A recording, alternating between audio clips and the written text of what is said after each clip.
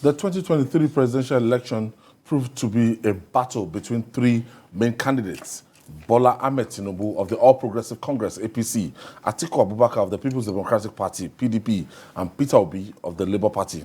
At the end of the battle, Tinubu beat 17 other candidates to emerge victorious.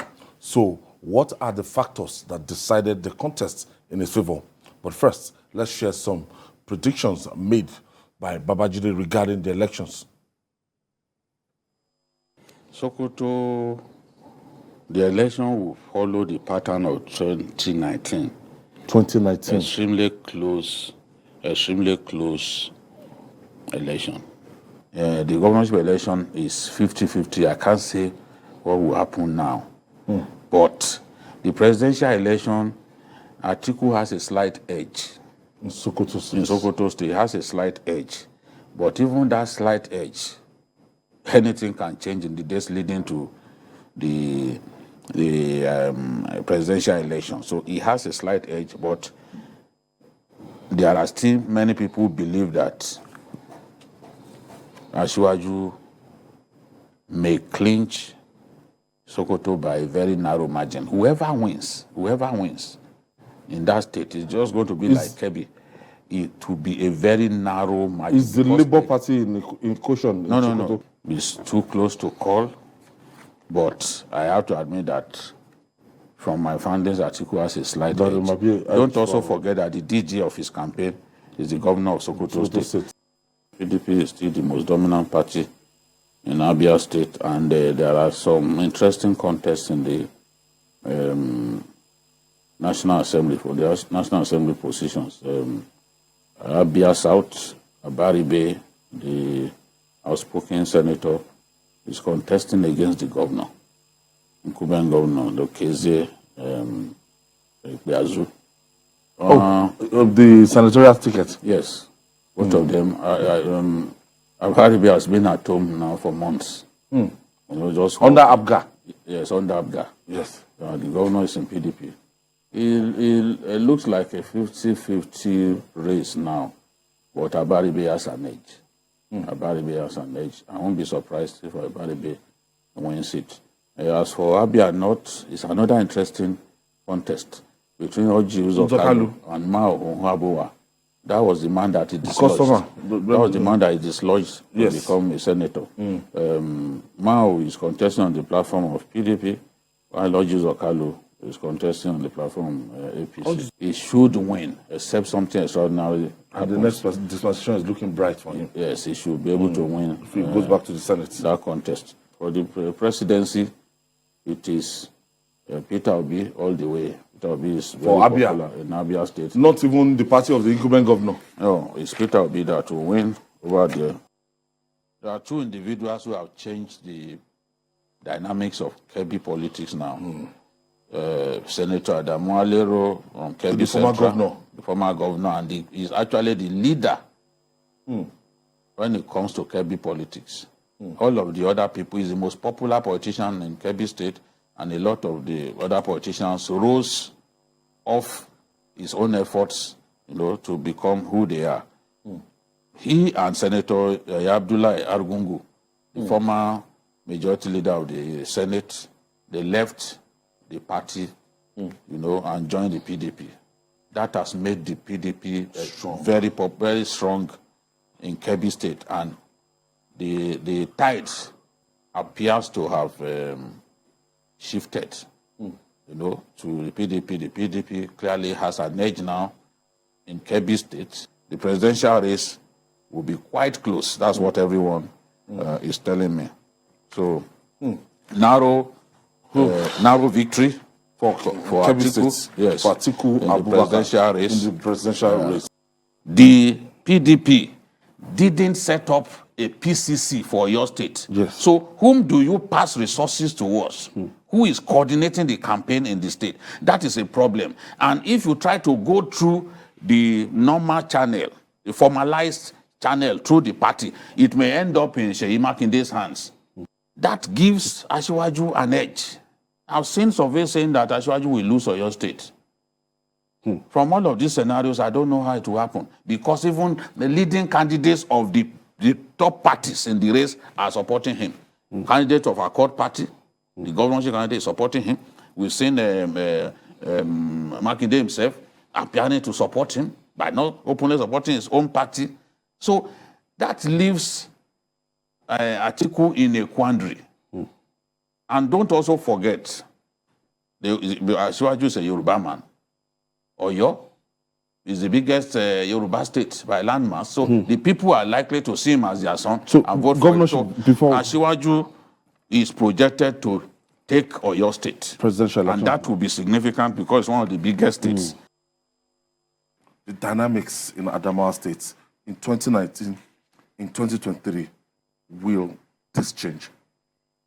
A number of things will change, which will make the election in Adamawa very dicey, both in the presidential election and the governorship election. The Christians have always voted for Atiku. They've always voted for Atiku, the Christian-dominated parts of Adamawa. And the Christians, this time around, the Muslim ticket has altered the equation. We've seen people like Babashir, David Lawal, people like Elisha Abu, the senator who is struggling to regain his ticket now, campaigning that the Muslim ticket of the APC is wrong. And for this reason, many Christians are tilting towards the candidate of the Labour Party. Those Christians, a good number of them will vote for Obi. And when that happens, some of the votes that Atiku used to get will not go to him. Now, to countermand that, the Muslims also intend to vote for Asiwaju Bola Ahmed Tinubu, seeing what their friends who are Christians are prepared to do. The presidential race is dicey, and I cannot predict at this stage who will win the presidency. That's one, Jide. We're not 100%, but we did our best. And if our viewers will score us, we set the scenario. When you look at the results, just take a copy of the result out and look at what we actually predicted and those states we played 5. I made 29 predictions in the end because we didn't have time. Today we have shown just 5. Now, we started with Sokoto. I said it would be very close. In the end, that was what happened. PDP, I projected that Atiku will win narrowly. Atiku won with just 3,000 votes. That's the definition of being close. I predicted that Abaribe would defeat the governor. Abaribe is from Abga. Abaribe defeated the governor in the senatorial race. I predicted that Obi would take Abia. Obi took Abia. We showed that. Kebbi State, I predicted that PDP would take Kebbi narrowly. I remember that even after that program, some people from some APC members were calling me that no, it's wrong now, it's wrong. But that's what eventually happened. As I projected that it would happen, PDP took Kebbi. Oyo, I predicted that Tinubu would take Oyo and that Makinde will win the governorship. They are yet to do the governorship election, but Tinubu eventually won. Then Adamawa, the last one, I said it was too close to call. But in the end, Atiku won with a hefty margin. So even when you project, sometimes in the days leading to the election, things can change. Some defections can swell your ranks, but I knew that APC would not take the state. Something told me that APC would not take the state. That was why I said, well, too close to call. But in the end, I think the Muslim thing the voting must have gone significantly to the PDP. Because in the end, the Labour Party candidate that Bidi Lawal promised to support, the Labour Party candidate didn't even get 25% in Adamawa State. And BD Lawal, as it has always been the case, could not deliver. He's a local government.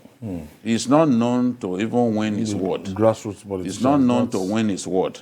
And this election has shown it. Let us see whether BD Lawal will do better in the governorship election. But as I've projected in the past, I'm projecting again that Governor Amadou Fintiri would be re-elected governor of Adamawa State. Mark my words. Wale, the path to Tinubu's victory, tough. And all the KK states, everywhere we envisage that Tinubu is going to win, or might win, or the ruling party might retain, he did not win. Kaduna, Katsina, Kano, and Lagos. I didn't even see Lagos coming.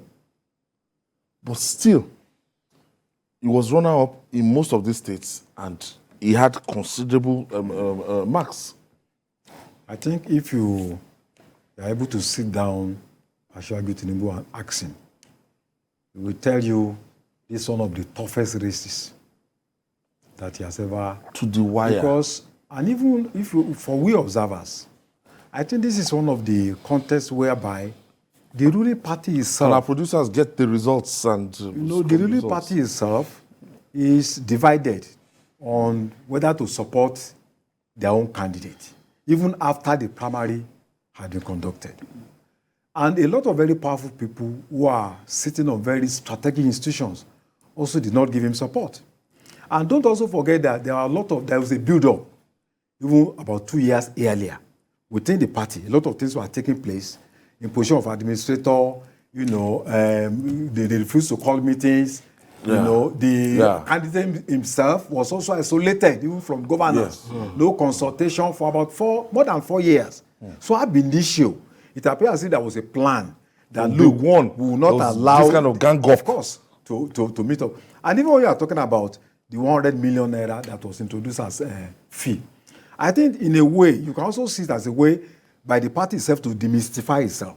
There was no consultation with the party leadership. The governors did not make input to say, okay, 100 million naira, everyone. So when they came up with that idea, it gave the party a very bad impression. Yes. To the public that, why are you? Even PDP asked for less money. They were mocking them. So, but the fact of the matter was that it was not a decision taken democratically by the party. It was part of those steps to demystify the party, to box the party in the corner by the owners of the party itself. So, and even look at what happened during the primary. There was a conscious conspiracy by powerful principalities and powers to ensure that he did not emerge. So for him to have emerged, people stepped down for him. And even after that, there was no split, no major open split in the party. The factions decided to leave him another. And then come and look at the policies. The fuel scarcity, the Naira swap. I think it was by luck that with this kind of landmines, he was still able to manage to win. So if you look at it overall, I think he really tried. And I think that one thing that actually worked for him, in Greek mythology, there is this short story that a man was to be executed because he committed an offense.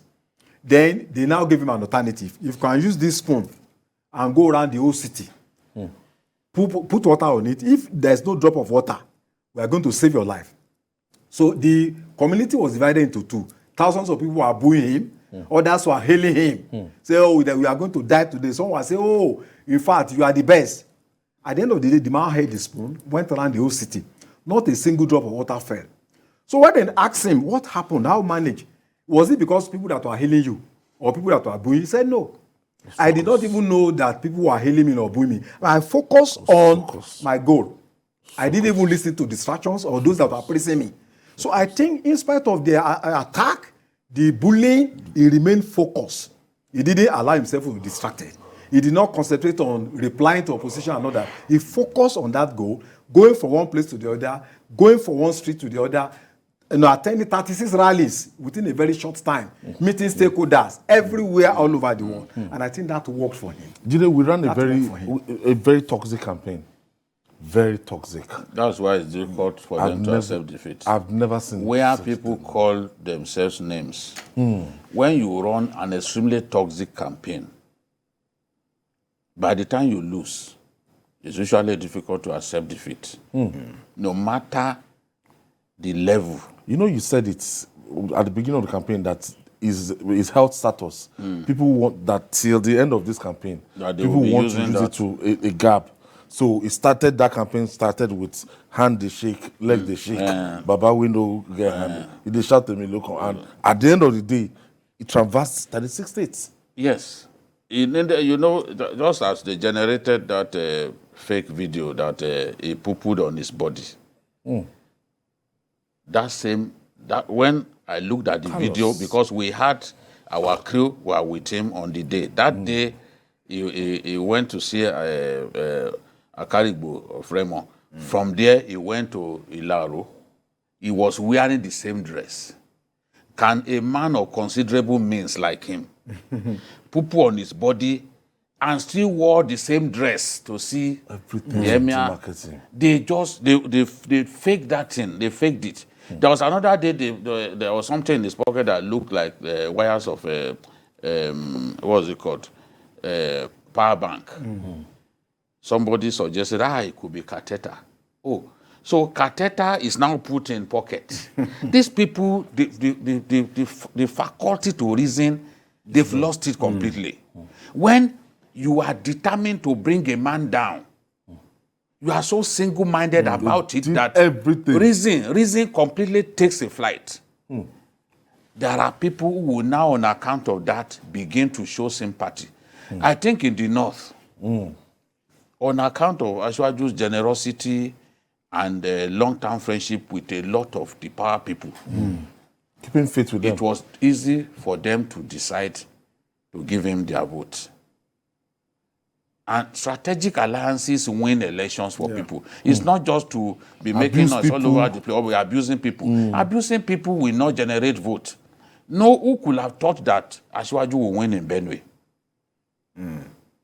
But Asiwaju stuck with someone like the Minister of Special Duties, George Akume. They've been friends for some time, yes, you know. Asiwaju even wanted him to be Senate president at the point in time. I remember. Stuck with him. Akume is still a powerful figure in the politics of Benti tomorrow. And then look at that pastor, who is right now a political hurricane. In the end, that victory came from nowhere. We were not expecting it. We were not expecting it. Yes, the governor supported the Labour Party. Labour Party moved very close. The margin was extremely narrow. But Asiwaju took that state. And I've not had people hitting their heads against the wall in Benue to say, no, the person who won did not deserve to win. Some of the things that people are saying, especially in Lagos and some states, we are not hearing it from the north.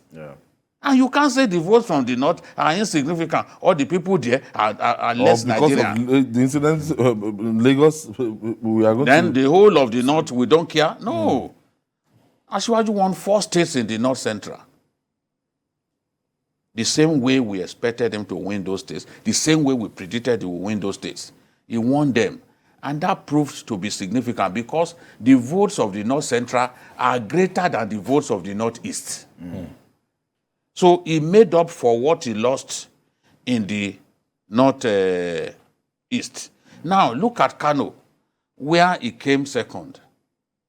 In Kano, where he came second, the margin between him and Atiku was in the region of 300,000. In one state, he was able to make up for what he lost in like 2 or 3 states. Of course, he lost Gombe. But the difference maker for Asiwaju was that he was competitive in nearly all those states, maybe just 1 or 2 states. Every state, you see him either coming second, close it's only to the that southeast that he didn't get the required 25%. And FCT. Yes.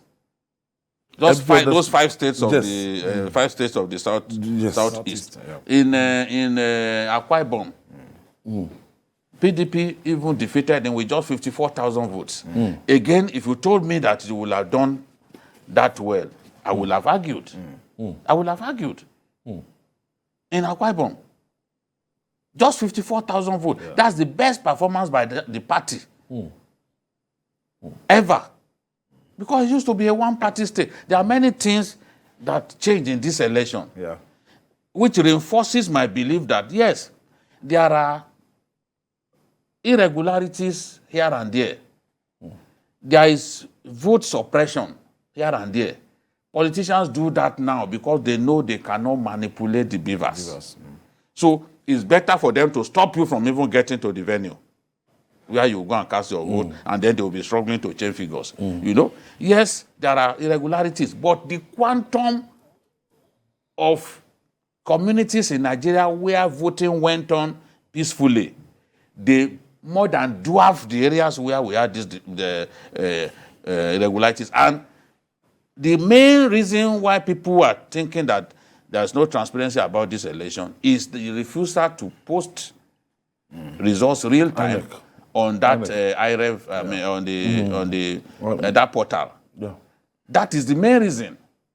Because by law, the primary source of results is the one that is handwritten. That is the one that the law. ECHA. This IREV thing is not in the Electoral Act. It's just in INEC guidelines. Innovation. So to perfect. Yes, just to make it transparent. And for reasons best known to INEC, for fear of hacking and all that, they decided not to do that because INEC is a source of guidelines, and the law permits INEC to organize its election the way it deems fit.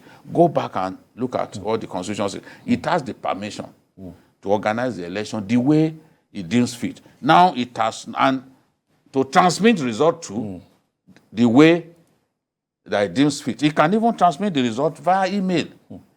I would want INEC, for example, in the governorship election, to try its best, protect that portal as much as it can, and transmit anybody who loses.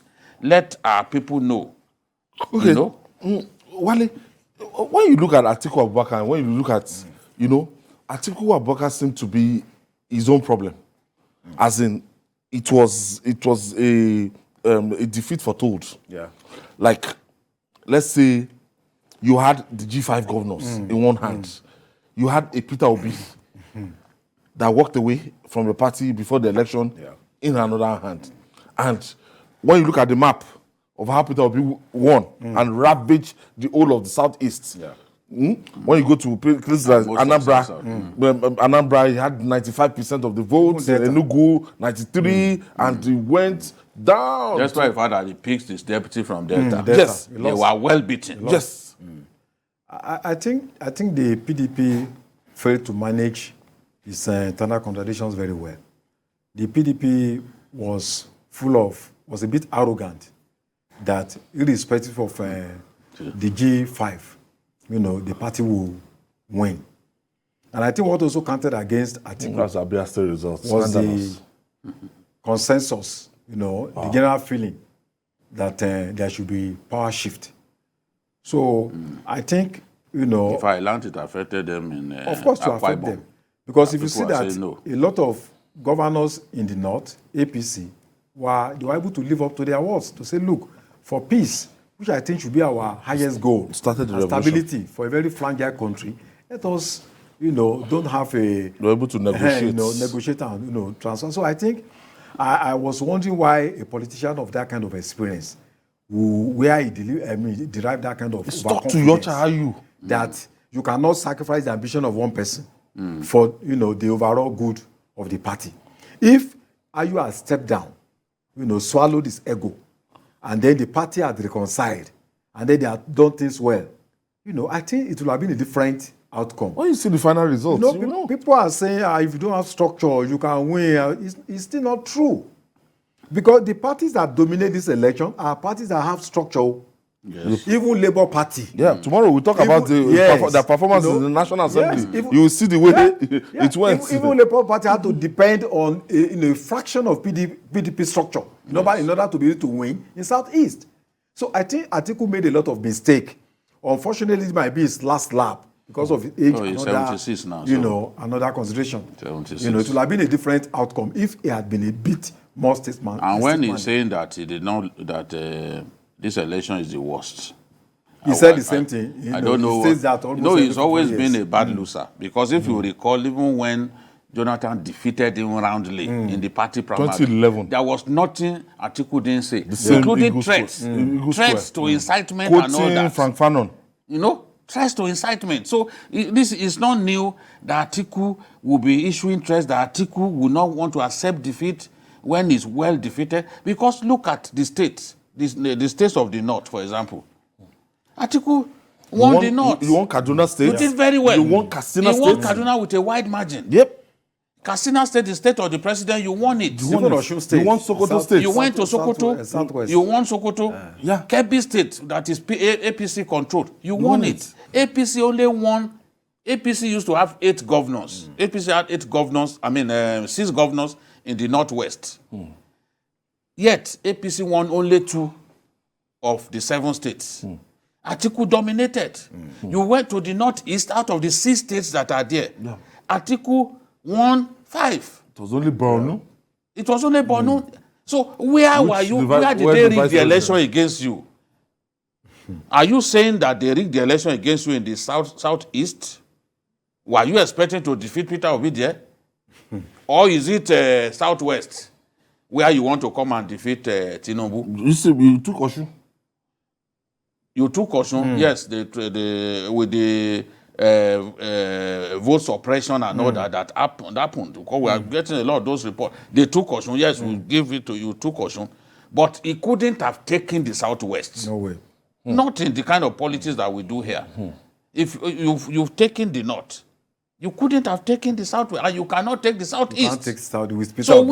where did you lose? Are you saying that Peter Obi robbed you? In the Or Peter Obi's people rigged the election for you? Hurricane Obi that was all over Enugu, Abia.